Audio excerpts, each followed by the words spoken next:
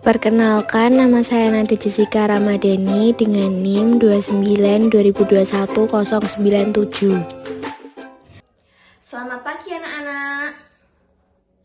Baik, sebelum kita memulai pembelajaran pada pagi hari ini, mari kita berdoa menurut agama dan keyakinan masing-masing. Berdoa mulai. Berdoa selesai. Apakah ada yang izin pada hari ini? Oke, tidak ada ya. Semua pada keadaan yang sehat dan juga lengkap. Oke, di sini kita akan belajar teks fiksi dan non-fiksi. Ibu ada dua cerita, yaitu Kecil dan Burung Pipit dan yang satunya Serba-serbi Kelinci. Nah, apa sih yang kalian ketahui tentang teks fiksi dan non-fiksi? Ada yang tahu? Belum ada yang tahu ya. Lalu setelah kalian membaca teks ini, apakah kalian mengetahui apa itu perbedaan dari teks fiksi dan non-fiksi pada cerita berikut ini? Nah, sebelum itu, Ibu akan membagi kalian ke dalam 4 kelompok. Yang satu kelompoknya berisikan 5 orang. Dan Ibu akan memberikan setiap kelompok, yaitu LKPD, lembar kerja peserta didik seperti ini, yang berisikan 3 soal yang akan kalian jawab pada buku kalian. Nah, sebelum itu, Ibu minta untuk Dinda dan juga Ninda untuk membacakan teks cerita Kelinci dan Burung Pipit dan juga Serba-serbi Kelinci. Kelinci kecil dan burung pipit. Aduh, sakit. Suara kecil kelinci menggelegar di sudut kebun Pak Rusa. Wajahnya tampak seputih kapas dan titik-titik air mulai membanjiri matanya. Ia terduduk di tanah sambil memegangi kaki burung pipit yang sedang bertengkar di dahan pohon dekat kebun itu. Segera terbang menghampirinya. Ada apa, kelinci kecil? Kakiku antuk batu, lalu aku terjatuh, jawab kelinci kecil sambil meringis kesakitan. Apa yang kamu lakukan di sini? Tanya burung pipit. Aku mau mengambil wortel itu. Kelinci kecil menunjuk ke arah taman wortel di kebun Pak Rusa. Wah, kamu mau mengambil wortel Pak Rusa tanpa izin? Tanya burung pipit. Iya, aku melihat daun-daun tanaman wortel itu melambai-lambai memanggilku, jawab kelinci kecil dengan kepala tertunduk. Sebaiknya kamu meminta izin dulu ke Pak Rusa. Aku segera melihat Pak Rusa membagikan wortel-wortelnya ke binatang lainnya yang membantunya berkebun. Burung pipit menjelaskan. Mengapa kau berada di luar sarang? Pak Singa, Raja Hutan memerintahkan supaya semua penghuni hutan tinggal di sarang masing-masing. Saat ini ada wabah penyakit yang sedang menyebar ke seluruh hutan. Aku bosan, aku sudah 2 minggu berdiam di sarang, jawab kelinci kecil. Pikirannya menari-nari teringat pesan ibu tadi pagi. Ibuku bilang hanya induk-induk binatang yang boleh keluar secara bergantian untuk mencari persediaan makanan. Bila bertemu dengan binatang lain, tidak ada yang boleh bersentuhan, harus menjaga jarak dan kebersihan supaya tidak tertular penyakit ini. Ibumu benar, kau seharusnya mematuhi perkataannya, tegas burung pipit. Kau bisa membantu ibu membersihkan sarang, memasak atau berolahraga bersama, saran burung pipit.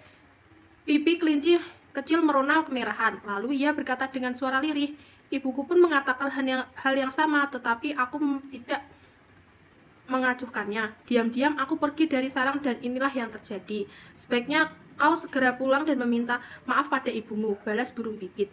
Ya, aku akan segera melakukannya. Terima kasih burung pipit sudah menyadarkanku. Kelinci kecil bergegas pulang dan berjanji dalam hati tidak akan mengulangi perbuatan ini lagi. Burung pipit tersenyum dan terbang menjauh. Kelinci adalah hewan mamalia kecil yang berbulu halus, berkaki 4, memiliki ekor pendek dan kumis serta telinga yang panjang. Kelinci bergerak dengan cara melompat.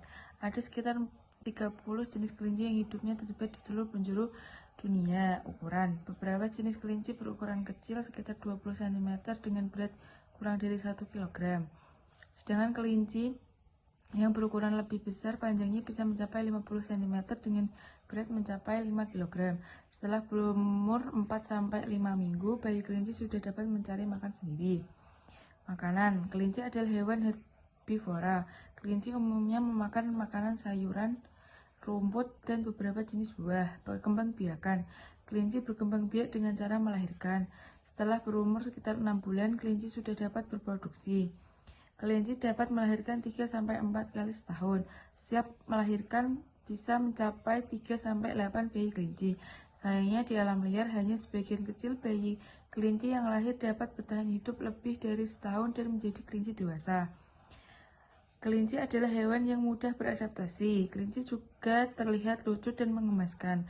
Banyak orang yang menjadikan kelinci sebagai hewan peliharaan. Apakah ada kesulitan pada saat mengerjakan? Tidak ada Bu, tapi bacaannya terlalu banyak menurut saya.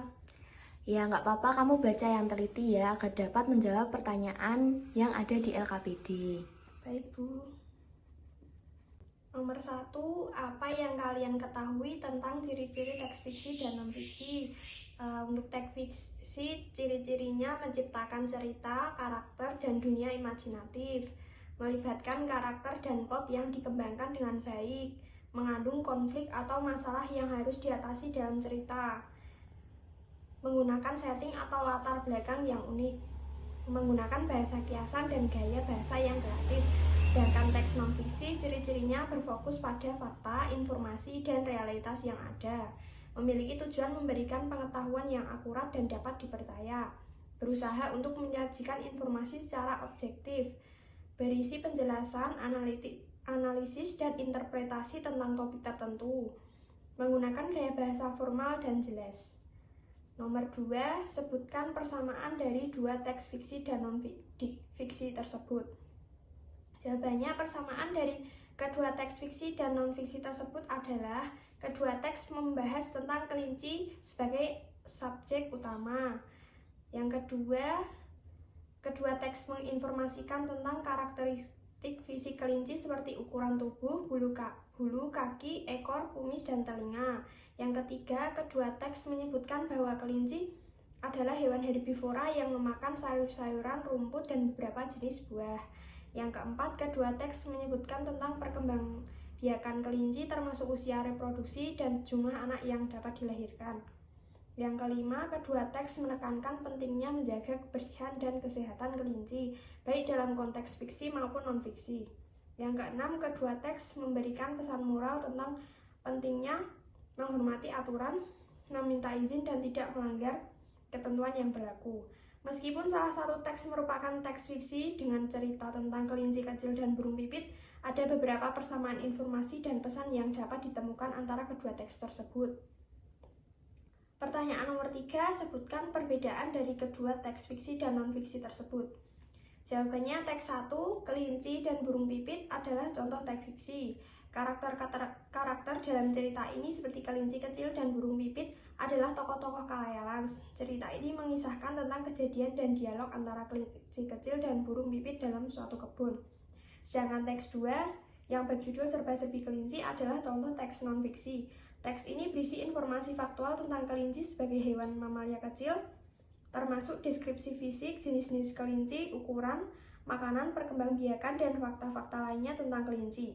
Teks ini bertujuan untuk memberikan pengetahuan dan informasi kepada pembaca tentang kelinci sebagai hewan. Sudah, Bu?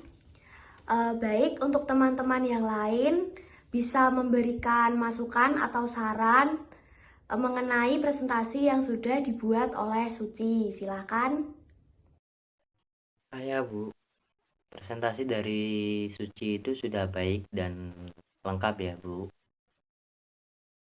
Pada pembelajaran kali ini, kita bisa mengetahui apa itu persamaan dan perbedaan dari teks fiksi dan non-fiksi. Selain itu, kita juga bisa mengetahui ciri-ciri dari teks fiksi dan non-fiksi. Jadi, teks fiksi adalah karya tulis yang bersifat imajinatif seperti cerita fabel, cerita dongeng, terus puisi, itu termasuk teks fiksi. Sedangkan teks non-fiksi adalah teks yang berisikan kisah nyata atau sesuai dengan fakta.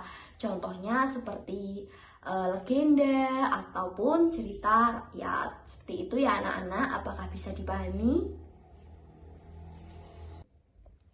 Jadi sekian materi yang bisa Ibu sampaikan dan pembelajaran pada hari ini sudah selesai. Untuk mengakhiri pembelajaran pada kali ini, mari kita berdoa menurut agama dan kepercayaan masing-masing. Berdoa mulai. Berdoa selesai. Sekian, terima kasih.